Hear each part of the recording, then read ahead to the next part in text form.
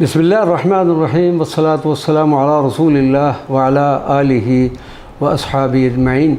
معزز ناظرین و سامعین کرام، السلام علیکم ورحمۃ اللہ وبرکاتہ۔ نومبر 2007 سرزمین ایران میں حضرت مولانا جلال الدین رومی رضی اللہ تعالیٰ عنہ پر ایک عالمی کانفرنس منعقد ہوئی، جس میں پاکستان سے بھی کافی شخصیات نے شرکت کی۔ راولپنڈی ڈویژن کی طرف سے اس بندہ ناچیز کو شرکت کی سعادت حاصل ہوئی اور اس کانفرنس میں مقالہ پڑھنے کا بھی شرف حاصل ہوا۔ کانفرنس کے اختتام پر ایک تفصیلی رودات بھی تحریر کرنے کا شرف حاصل ہوا اور ایک ثقافتی خبر بھی تحریر کی، جو ثقافتی کونسلیٹ جمہوری اسلامی ایران کی طرف سے شائع ہونے والے پیغام آشنا شمارہ 31 کی زینت بنی۔ یہ ثقافتی خبر اس وقت آپ کے ذوق کی نظر کرتا ہوں اور انشاءاللہ آئندہ کسی پروگرام میں اس مقالہ اور مضمون کو بھی پیش کرنے کا شرف حاصل کروں گا۔ ایران میں حضرت مولانا روم پر عالمی کانگریس 28 اکتوبر سے 1 نومبر 2007 تک حضرت مولانا جلال الدین بلخی رومی کے 800 سالہ جشن ولادت کی تقریبات کے سلسلہ میں ایران میں 5 روزہ عظیم عالمی کانگریس کا انعقاد ہوا، جو 2 روز تہران اور 3 روز تک تبریز میں جاری رہی۔ کانفرنس میں 30 ممالک کے تقریباً 80 اسکالرز کے علاوہ کثیر تعداد میں ایرانی اسکالرز نے بھی شرکت کی۔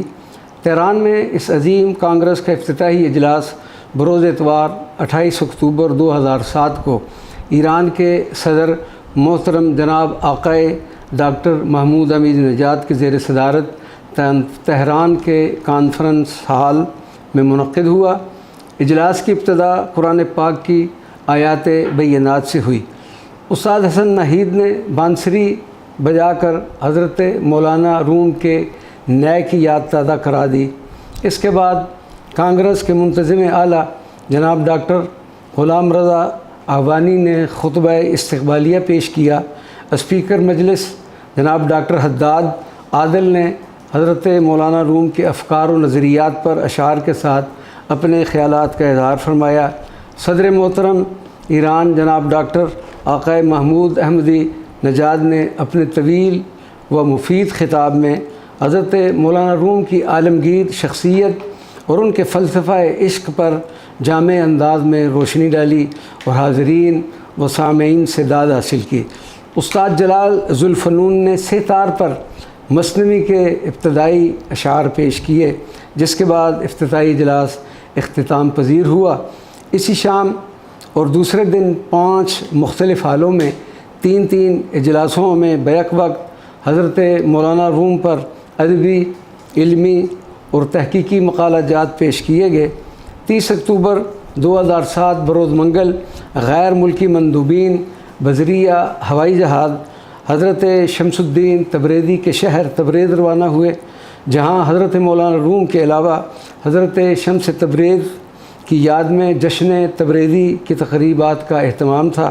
افتتاحی اجلاس میں ڈاکٹر علی اصغر شیر دوست نے غیر ملکی مہمانوں کا خیر مقدم کیا اور اپنے خطبہ استقبالیہ کو حضرت مولانا روم اور شہر تبریز کے عظیم شاعر استاد شہر یار کے اشعار سے مزین فرمایا اور حاضرین کے دل حضرت شمس الدین تبریزی کی یاد سے گرما دیے۔ اس کے بعد تبریز کے گورنر نے اپنے صدارتی خطبہ میں حضرت مولانا جلال الدین رومی اور حضرت مولانا شمس الدین تبریزی کے بارے میں نہایت پرمغز گفتگو فرمائی۔ اس افتتاحی اجلاس کا ماحول انتہائی پرکیف اور روحانی تھا۔ اجلاس کا اختتام موسیقی کی تقریب سے ہوا، جس میں ایرانی موسیقاروں نے موسیقی کے ساتھ مثنوی اور دیوان شمس کے اشعار پیش کیے۔ 31 اکتوبر 2007 کو دانشگاہ تبریز میں جناب گورنر اور رئیس دانشگاہ آزاد کی صدارت میں اجلاس منعقد ہوا۔ محققین نے اپنے مقالے پیش کیے۔ ان 4 دنوں میں تقریباً 200 سے زائد مقالہ جات پڑھے گئے۔ ان تقاریب کا اختتام شہر خوئی میں حضرت مولانا شمس الدین تبریزی کی سمبالک یعنی یادگاری آرامگاہ کی زیارت پر اختتام پذیر ہوا۔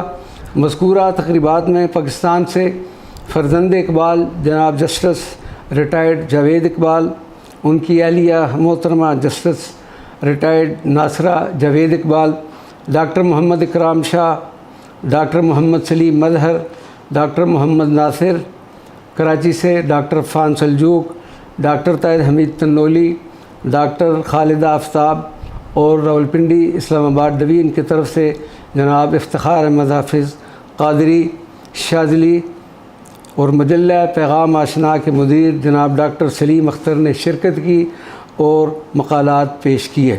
ڈاکٹر محمد اکرم شاہ کی اس موقع کی مناسبت سے آپ نے کئی منظومات پیش کیں۔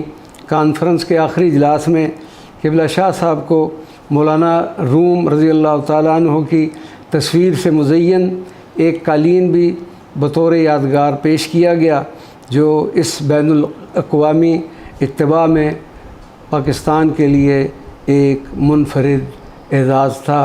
السلام علیکم ورحمۃ اللہ وبرکاتہ۔